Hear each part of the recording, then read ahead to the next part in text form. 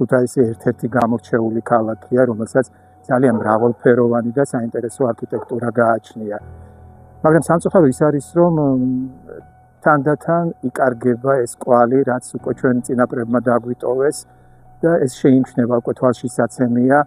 თუნდაც რომ ავიღოთ ეს 19 საუკუნის რიონისპირა განაშენიანება, უკვე წლებია ვსაუბრობთ ამ განაშენიანებაზე და ეს რიონთან იმდენად ბუნებრივად არის შერწყმული ეს შენობა-ნაგებობები, რომელთა ძალიან მცირე ნაწილია შემორჩენილი, რომ ეს შეიძლება იქცეს ქალაქისთვის ერთ-ერთ მიზიდულობის ცენტრად, როგორც ტურიზმის კუთხით საინტერესო ადგილად, იმიტომ რომ ბევრ ქალაქს შეშურდებოდა აი მსგავსი რიონთან ადაპტირებული ესეთი უბანი რომ გქონდეს.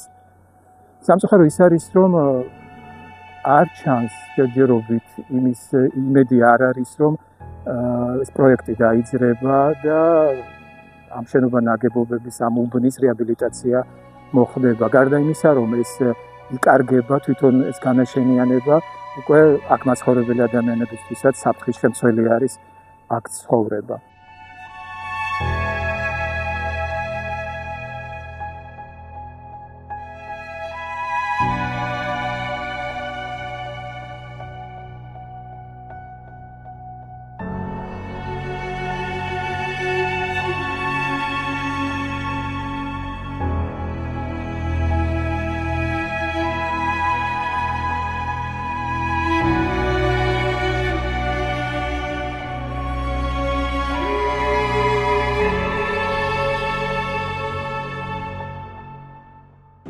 ქუთაისი არის უნიკალური ქალაქი.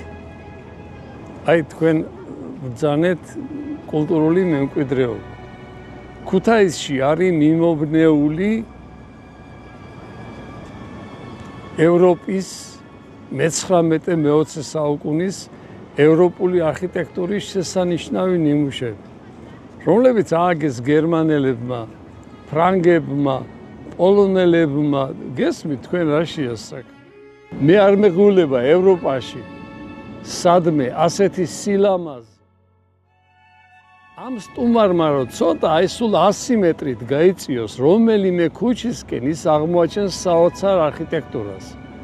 არქიტექტურას, რომელიც ევროპაში აღარ არის უკვე. ძალიან ცოტაა დარჩენილი. ამ არქიტექტურას მოფრთხილება უნდა.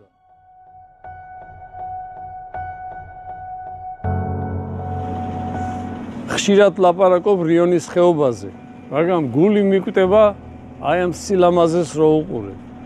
ნუ თუ არ შეიძლება გორაზე აი ეს შესანიშნავი დასახლება რაღაც ფორმაში მოექცეს და პროფესიონალმა ხელი მოკიდოს. ერთ-ერთი საინტერესო ქუჩა ქუთაისში არის ლერმონტოვის ქუჩა, ეს ბაზრის უკანა ტერიტორიაა. გარდა იმისა, აქ არის ძალიან ლამაზი სახლები, მართალია მოუვლელი. ეს ქუჩა ძალიან ბევრ ადამიანის სახელს უკავშირდება. აქ არის სახლი, სადაც დაიბადა და ცხოვრობდა ცისფერყანწელი კოლაუ ნადირაძე. აქ არის მერვე აფთიაქი, სადაც მიტროფანე ლაღიძემ პირველად შექმნა ლაღიძის წყლები, ხილეული წყლები. და ამ ქუჩას შეეძლო რაღაც ტურისტული მიზიდულობის ცენტრის სტატუსი შეეძინა და ძალიან საინტერესო ქუჩა გამხდარიყო. უამრავი სახლი არის ახლა აქ, რომელთა ფასადი საჭიროებს სერიოზულ რესტავრაციას და თუ კი ეს დროულად არ მოხდა ის ჩარევა და ამისთვის არ მოიძებნა ფინანსები, შეიძლება ჩვენ შენობა-ნაგებობები დავკარგოთ. ისტორიულ ნაწილში არსებული ბევრი შენობა, აი მოულელობისაგან, იმის გამო რომ შეიძლება პატრონს არ ჰქონდეს ფინანსური საშუალება, ხო, ინგრევა, ფასადი ზიანდება, მაგრამ აქ ვაწყდებით მეორე წინააღმდეგობას. ადამიანს ფინანსური საშუალებაც რო ჰქონდეს, მას არ აქვს უფლება ჩაატაროს ამ შენობას, ჩაუტაროს რაღაც სამუშაოები და შეაკეთოს.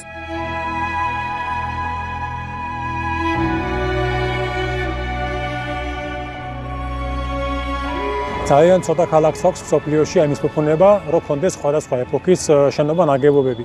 ქუთაისი არის უძველესი ქალაქი და გვაქვს ასე ვთქვათ დიდი ისტორია, არა მხოლოდ ასე ვთქვათ შუა საუკუნეებიდან და ძველი პერიოდიდან, არამედ თავშოთ 19 და ასევე მე-20 საუკუნიდან.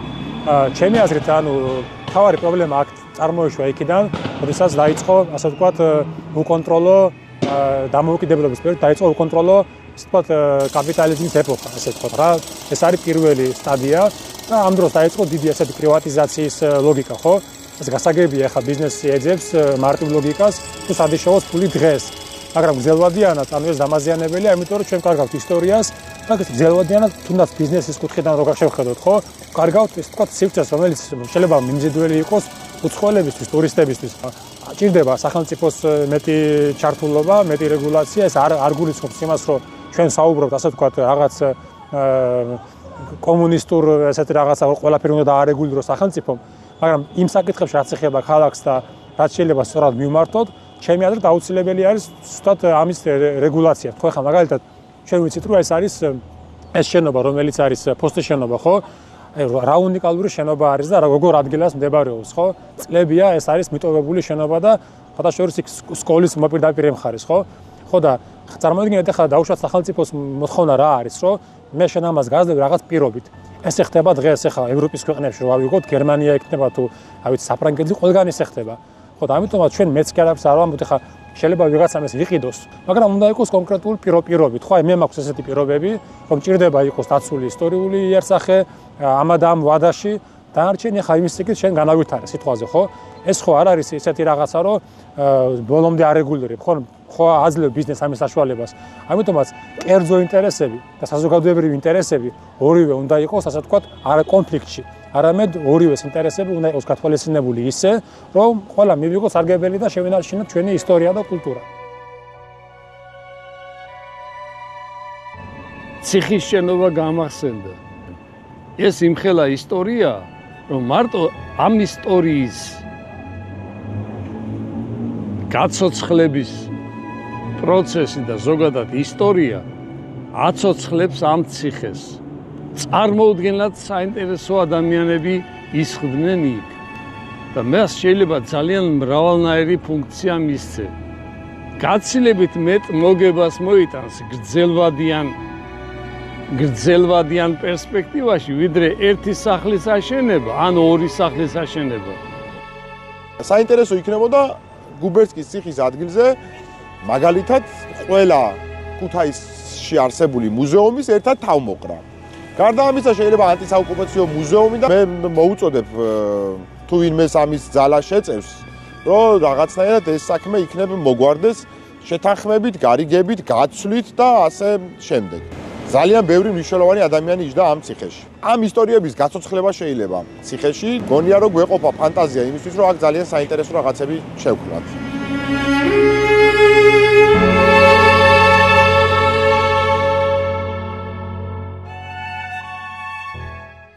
ასე რომ თუ კი ხელისუფლებამ არ გაითვალისწინა სპეციალისტების შევები, უბრალოდ ამ ქალაქის გულშემატკივართა შევები, ხო?